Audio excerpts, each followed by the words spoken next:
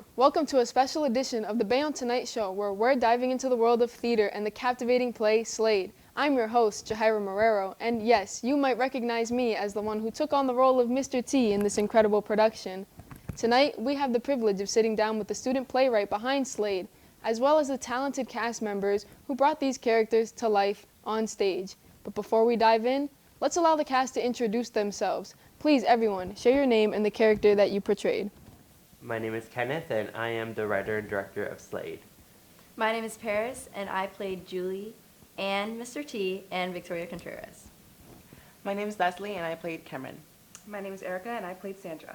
Amazing. Now starting off with the questions. First off, Kenneth, what inspired you to write Slade, and how did you get the idea for the play?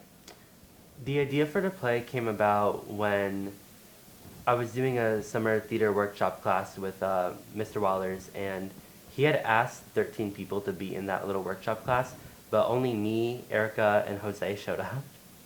So originally we were going to do something for a bunch of 8th graders. I don't know, they were like in some theater camp. I don't really remember what it was.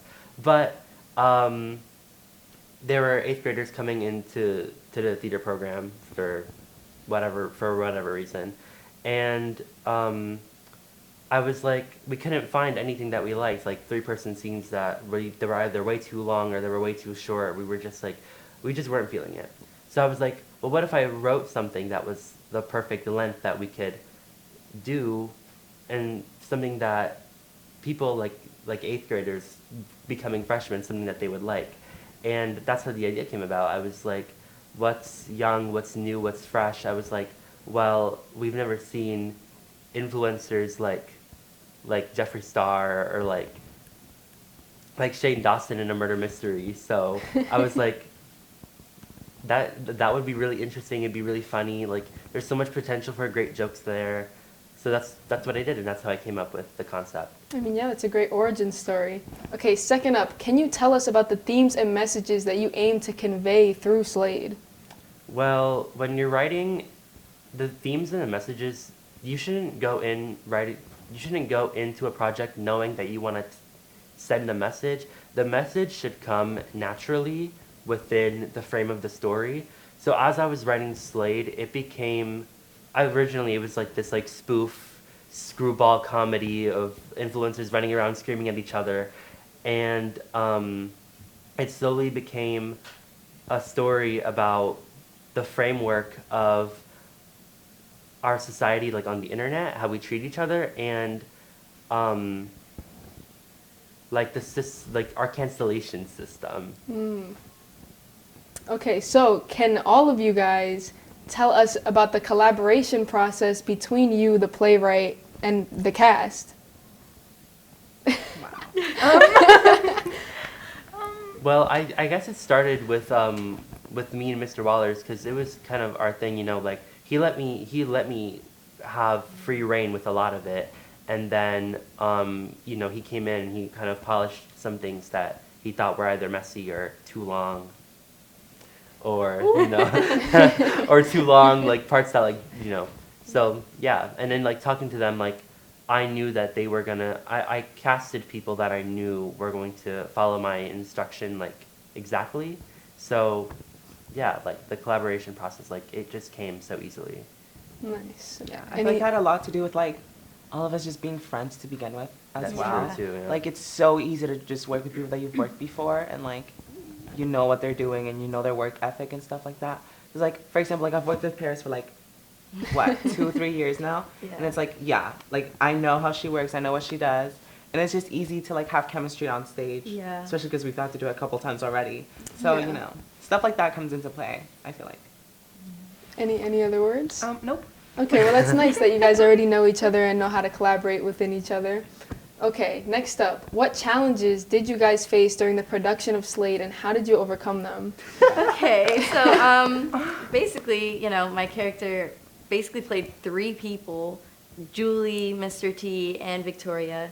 And I felt like in the beginning it was hard to like kind of figure out what my character was feeling like throughout like the scenes and everything. And I don't I don't even know how to really answer this question, but That's all right. Girl, just wing it. Like, No, yeah. Like, God was with me. That's like, It's a I great feel- answer. Like at first it was really stressful because like, you know, my character has like so many different thoughts going out throughout her head. And like in the beginning, yeah, she's like basically trying to like trick Tim into like, you know, following this kind of storyline that me and Cameron set up. And then in the end, like all my characters are revealed and like why I did these things. So yeah, at first it was hard, but then it kind of got easy trying to like figure out what my character was thinking, if that makes sense. Yes. Yeah, because there was a very, very, very long monologue that she has as the character that she's playing, because she isn't Julie. She's posing as this beauty influencer, when in reality she's playing Victoria Contreras, and she's trying to get back at Tim for something that he did to her in the past, and she basically tricks him into getting arrested. It's super funny, and there's a really long monologue where she talks about the downfall of her career, but it's literally she just staged everything. Like she wrote all the she wrote down this whole thing for herself. And originally the monologue was 5 minutes, and we cut it down to about 2. And Wow, that's great time. That was really hard to. It was really hard to cut it down, because Mr. Wallers kept telling me it's way too long, it's way too long, it's way too long, and you know Paris had already. She learned all of it. Memorized She had already it, so- learned all of it. Yeah. And, you know, I told her to do it a specific way, and then Mr. Wallace was like, no, she has to get through it faster. So, yeah, like, That was also kind of stressful, it but was like stressful, really I stressful. eventually got it because yeah, the monologue was very, very long, and like I had already figured out like emotions to like kind of put in, but you know, it's not really how they were envisioning it. So yeah, it did take time to like see it how they were seeing it and put that into play into the. And that was all during Tech Week. Yeah. That was all during Yeah, Tech there Week. was a lot that went on during Tech Week. oh, Any other challenges that anybody else faced? I kind of just have to say that I agree. But like, just like, yeah, it's kind of hard to like, especially because of the way that my character and Paris's character were written, to kind of feel like their emotion and like what they were actually thinking while Yeah. acting. Because like there was a lot of times where I was like, do I have an attitude right now, or is it me being intellectual? Yeah. You know, is it like me Could be both. like being ahead, or is it just me being annoying? Okay, next question. For the cast, how did you approach your roles, and what did you find most interesting about your characters? If you order. approached your roles. If you approach it, bro.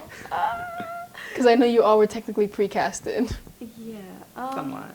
So, yeah, we kind of had an idea. Well, me and Paris didn't. Well, yeah, I did, yeah. But Jose and Erica were already pre-casted. yeah. Like So I didn't really like approach Sandra because weirdly enough she came natural to me. Not saying that I'm like Sandra. Let's get that clear. I'm a very nice person, but I always just like am like casted or like Typecasted, yeah. I'm You got that? typecasted as like the really snooty bimbo girl, and I love her. I don't know, even though she's like low key controversial. Okay, she's controversial. Like, Low-key like it's controversial. blatant.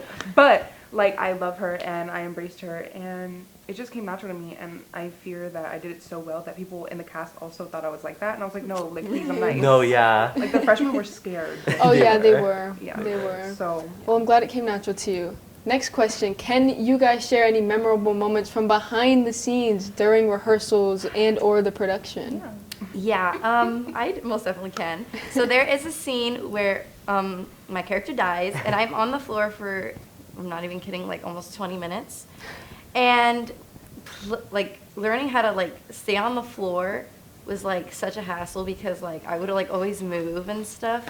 But then as I kept doing it, like people would think like I was like actually like sleeping or something. And like as we're rehearsing, like I would get questions like, were you sleeping or like whatever. But like that was like, as I was on stage like performing it in front of an audience, like that just kept running through my head like Do like not I just have to move. do not move. Like they're gonna think I'm sleeping, which is good because my character's supposed to be dead. And But yeah. Yeah, the day before the show, she cut her knee because she fell like on the Oh. wood. Oh yeah, I forgot about that. Yeah. Yeah. So it was. So No, Yeah. I'm forever grateful for you. because I fall right behind her, and I don't have to follow anything because you cover me. I'm Yeah. like, you're just there, like, so stiff, and I'm over there, like, But yeah, like opening night after the show, I fell on my knee, and like it was also hard to like try It was and like hard to pretend. walk. Yeah, it was because I was limping, and like my character, I was like thinking like, should my character be limping right now? Like, why is my character limping? But I was like, no, like she's not limping. And my dress had like a slit, so like the knee that I got hurt on was showing. But like I was like, how can I like put this into my character? It didn't work. So I was just like, I have to thug it out. You know what I'm saying? Yeah. Yeah. For one of the memories for me was that first table read, the first one that we had with the full cast with all of you four. Well, all of you four. Jose's not here, but when the four of you like that first time that we read it, like I remember everyone in the cast like reacting for the very first time because they were all hearing all of this for the very first time. And you guys were reading it for the first time. I remember it was a cold read for you and for you as well. So, yeah, just like seeing everybody's like initial reaction to it, it was priceless. Yeah, I was so confused. I was like, wait, I played like 3 people? Yeah. Yeah, that was crazy. I don't know, the plot twist really got me. Like, okay, Kenneth, as the playwright, did the final performance match your initial vision for the play, or did it evolve during the production process? No, yeah, it definitely evolved because originally the original script was about like 20 to 25 pages, and it had started with Julie already being dead, and it was Tim, Cameron, and Sandra talking about the murder, just accusing each other of murder the entire time.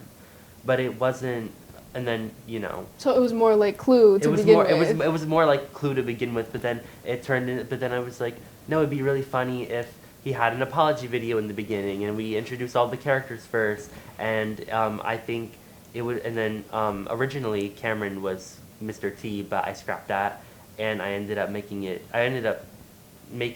Julie's house, Julie's mansion, or Tori's mansion, I guess you would say. Yeah, and then even the performances, I saw it differently in my head while I was writing it, but then as they were doing it, I was like, you know what, maybe it'd be better if you do this, or sometimes they would add like their own things, because I remember there's a part, my favorite part of the entire play. It's Sandra's monologue. Oh. Yeah, Okay. it's Sandra's monologue. She's talking about how she's always wanted to be an actress, and she basically just kind of just talks about like quote unquote where it all began, and it ends up she reveals that she wanted the role for Juliet. And she wanted the role for Juliet in her school's production of Romeo and Juliet. She was 6, and the casting director was like, "Sorry, you're not what we're looking for." And so she bites her ear off. But before she bites her ear off, she sings, "You better cast me right now." And Erica does it so well. Like, it's just so funny. The way I cleared my throat like I was gonna do it right now. I was like, wait, no, it's Wait. just like a bubble in my. Yeah, actually. Don't tell me to do it right now. Well, well, Well, now. yeah, but now you have to. No. the audience. The audience is waiting. You better cast me right now. Okay. No, yeah. I mean, come on, Grammy worthy. No, yeah, I know. Grammy-worthy. She does. Yeah, so she does that so well. It's my favorite part, and I feel like that. Like we really worked on that, and then we really worked on Julie's monologue like a lot. Like that it wasn't like my original vision, because obviously it was a lot longer. But no, but yeah. Yeah, back to Sandra. Like I was saying, there were a lot of. I was like. When she introduces herself, she says that she does a little singing on the side, and I was like, it'd be so funny if you just like randomly like sing some of your lines, and because it was originally not in the script, that I was like, I think it'd be funny if you did that because your character does a little singing on the side, so I was like, no, I think you should do it, and that's just what it ended up being. So yeah, so yeah, I think it definitely like it became more than what it began as. Okay, nice. Okay, for the cast, what do you hope the audience feels or experiences while watching the play? Got me. No, that's a good question. Was there anything that you wanted them to like really get?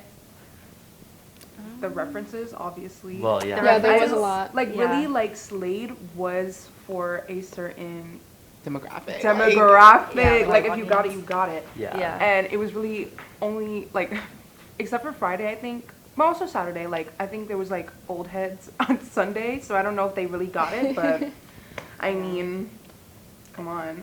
It's, it's, like, just for, like, teens and stuff, and I just want them to, like, be like, oh, haha, that's funny. Yeah, and like Yeah. just see the humor behind like the whole thing, because obviously like none of the issues that were like touched on were like detrimental. Like as in like, okay, you put a caption that said blank. Like it's never that big of a deal, and like I feel like that's like a big thing of like just like making fun of it and like finding the humor in things that are so stupid. So small and Yeah, and things like that are just like that have become such a big deal that really don't have to be. Unless, like, you know, it's something, like, really bad. But, like, something as, like, stupid as my pronouns are USA. Like, I don't... like, come on. Yeah, that's in the script. Yeah. That's literally in the script. Okay, so again, for the cast members, how do you connect personally with the themes explored in the play, and do you find any parallels between your own lives and those of the characters you played? Leslie? Oh, that's not... Sorry. Oh, that's shade. That's cool. I would never shade you like that. You just did. I'm I in didn't- I I just any- did, if actually. any. Sorry. any. Okay, so I was called on, I guess. I guess I do kind of identify with my character a little bit, as in the way of, like, attitude-wise, I feel like, mostly. Because, like, I don't know, like, it wasn't hard for me to, like, tap into that and, like, be rude, quote-unquote. Because, like, for the start of the show, or, like, whenever I was addressing Tim, I was just rude. Which, again, girl, that was natural. But then again, it also wasn't like I was just playing myself, you know? There were some elements that did not come to me naturally or that I had, like, a little bit of trouble with. There was a lot of, like, strong emotions at the end that I was just like, oh, God. Like, I'm mad right now. But then I also had to stop being mad real quick because I was like, I gotta be smart now. And it's like, it was a lot of, like, that. And, like, of course, again, it's not like it was, like, a foreign topic. Like, I know emotions. But the way that it was, I feel like, written was what was different. But a lot of the character was just me, so. Okay, period. Would anybody else like to chime in real quick before the final question? Okay, final question. As performers, how do you handle nerves on stage? Oh, I can answer. No, I can't. No, you can't. No, I Oh, can't. Oh my god. Well, no, I can't.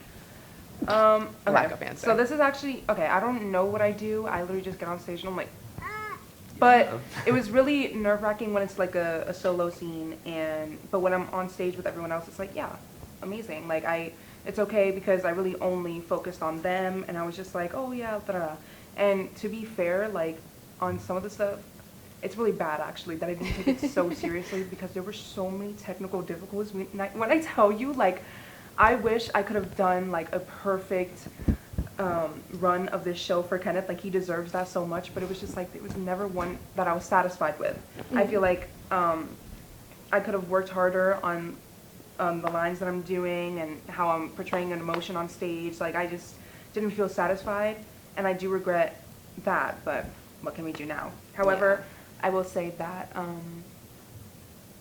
I started that sentence thinking I'd say something, but I have nothing. That's okay. All right. That was a filler. I'll say something real quick about that. Yeah, real quick.